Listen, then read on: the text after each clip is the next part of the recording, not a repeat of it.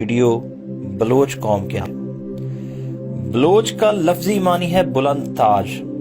अब थोड़ा सा बलोच कौम की इब्तदा और इसके पसे मंजर पर थोड़ी सी रोशनी डालता चलूं। बलोच नस्लन अरबी हैं। बलोच को मुख्तलिफ अदवार में मुख्तलिफ कौमों ने बाल, बलोस, बलोस, बाउस, बिलोस और बलोच लिखा और इस्तेमाल किया। अहले बाबल अपने कौम देवता को बाल यानी बाल अजीम कहा करते थे। यूनानियों ने इसे बेलोस लिखा। पुराने दौर में लफ्ज बलोच को बलोस और बिलोस लिखा जाता था। अरब इसे ब्रूज, बलूस और बलोच अदा करते थे और ईरानी इसे बलोच लिखते और बोलते थे। हमारे यहाँ लफ्ज बलोच फारसी से मशहूर हुआ। बलोच कौम की एक नज़म से बलोच अपनी नस्ल हजरत हमजा से मिलाते हैं।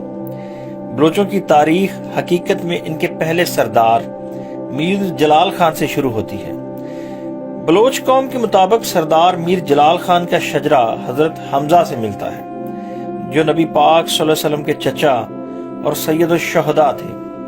हजरत हमजा की कुनियत अबू अमारा, अबू याला और लक़ब सैयद शुहदा था। आपकी 3 शादियां हुई। तारीख में आपके 6 बच्चों का जिक्र मिलता है। आपका बेटा अमार बिन हमजा, जो कबीला खजरज के सरबराह कैसल नजार की बेटी खौला बिनते कैस से था। बलोच अपना शजरा नसब उससे साबित करते हैं। अमीर जलाल खान के 4 बेटे थे। उनसे कबाइल की तकसीम का काम शुरू हुआ। मसलन मीर रिंद खान से रिंद, मीर लाशार खान से लाशारी, मीर हूद खान से हूती और मीर कौरी खान से कोराई कौम और जतोमाई से जतोई बने। बलोच कौम का एक और दावा भी है कि इस नस्ल अमीर हमजा ने इमाम हुसैन की करबला में भी मदद की, पर इसकी तारीख भी एक नज़म के सिवा कुछ भी नहीं, इसलिए मैं इस पे कोई दावा नहीं कर सकता। बलोच की इस नज़म के मुताबिक इमाम हुसैन की शहादत के बाद वो बम्बोर या भम्बोर पहुंचे और वहां से सीस्तान और मकरान आए। नज़म का तर्जुमा कुछ यूं है कि हम अमीर हमजा की औलाद हैं, नुसरत यज़दी हमारे साथ है, हम हलब से उठकर आए हैं, यजीद लानती से लड़ने के बाद करबला और बम्बोर को पीछे छोड़ते हुए हमने सीस्तान के शहर में डेरे डाले हैं। बलोचों का दावा यह भी है कि हमने ना सिर्फ इमाम हुसैन का साथ दिया बल्कि रसूल खुदा सरवरे कायनात हजरत मोहम्मद सल्लल्लाहु अलैहि वसल्लम साहिब लौला का साथ भी दिया। जब वो बेयारो मददगार थे तो बलोच कौम ने अपनी कौम से 5 बहादुर मुंतखब किए और उन्हें रसूलुल्लाह सल्लल्लाहु अलैहि वसल्लम की हिफाजत के लिए भेजा। इस बात का भी पता बलोची की इस नज़म से लगता है, जिसका तर्जमा कुछ इस तरह से है। 5 बहादुर रसूलुल्लाह सल्लल्लाहु अलैहि वसल्लम की खिदमत में खड़े थे। जब खुदा के दोस्त नमाज पढ़ते तो वो पहरा दिया करते थे। जब कफ्फार के साथ लड़ाई छिड़ी, कफ्फार का लश्कर बेशुमार था, तीर औलों की तरह बरसे और जमीन से धुआं उठने लगा, मगर वो साबित कदम रहे और उनका ईमान कायम रहा। दुश्मन उनको मगलूब न कर सका। उस दिन पाक नबी सल्लल्लाहु अलैहि वसल्लम ने बलोच के सर पर तलाई ताज रखा। इसके अलावा बलोच कौम का तज़किरा शाहनामा फिरदौसी में भी मिलता है। इस शाहनामा के 3 अदवार में बलोच कौम का जिक्र है, जिसके मुतल्लिक मैं किसी अगली वीडियो में तफसील से बताऊंगा। अक्सर तारीख की कुतब में मिलता है कि बलोचों ने 2 बार नकल मकानी की। एक बार जब फारस पर सल्जुकियों ने कब्जा किया, वलीमी और गजनवी ताकतों का खात्मा हुआ, तो ये लोग सीस्तान और मगरबी मकरान में नकल मकानी करके रहने लगे। दूसरी बार उन्होंने इस इलाके को छोड़कर मशरकी मकरान और सिंध का रुख किया। ये हिजरत चंगेज खान और जलालुद्दीन मंगोल की वजह से हुई। दूसरी हिजरत के नतीजे में इस कौम ने पहली बार सिंध धरती पर कदम रखा, जहां से इनकी तीसरी हिजरत की राह हमवार हुई। मोहम्मद सरदार खान बलोच अपनी किताब में लिखते हैं कि अमीर जलालुद्दीन तमाम बलोच कौमों के सरदार थे, जो 11वीं ईस्वी में करमान और लूत के पहाड़ों में रहते थे। बलोच रवायात इसी सरदार से शुरू हुई। इनके 4 बेटे, जिनसे 4 कबाइल वजूद में आए, रिंद, कोराई, लाशारी और हूद।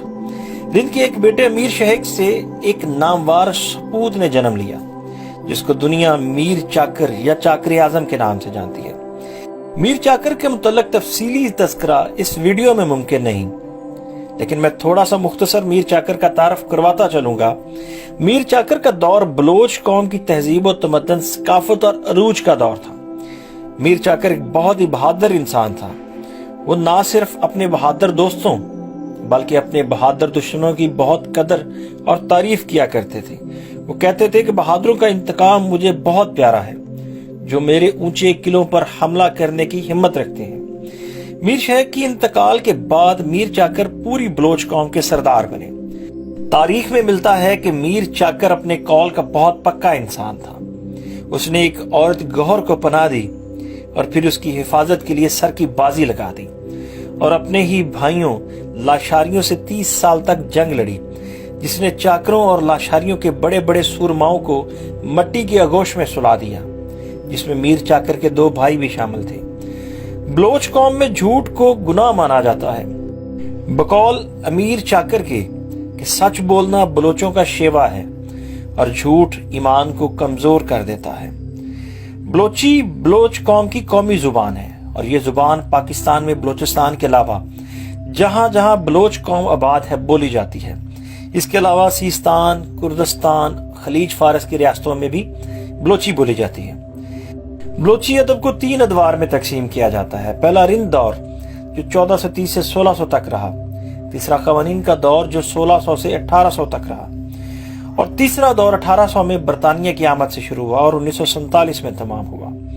چوتھا موجودہ دور جس کا آغاز قیام پاکستان سے ہوا۔ بلوچ قوم میں بہت سارے شعراء نے جنم لیا، جن میں سے چند کے نام میں بول رہا ہوں۔ میر چاکر خان رند، میر بیورخ رند، سردار گورہام لاشاری، میر ریحان رند، خان عبداللہ خان۔ بلوچ میں ویسے تو بہت سارے قبیلوں سے قبیلے بن گئے ہیں، پر چند مشہور قبیلوں کا میں ذکر کرتا چلوں۔ رند، لاشاری، جتوئی، مینگل، مری، بلیدی، بگٹی، ریسانی، کیلانی، میروانی، کرد، جعفری بلوچ، میرالی، جمالی، روکانی، ہوتی اور زرداری وغیرہ۔ بلوچ ایک غیور اور بہادر قوم ہے اور پاکستان میں بسنے والے سب اپنے پاکستان سے بہت پیار کرتے ہیں۔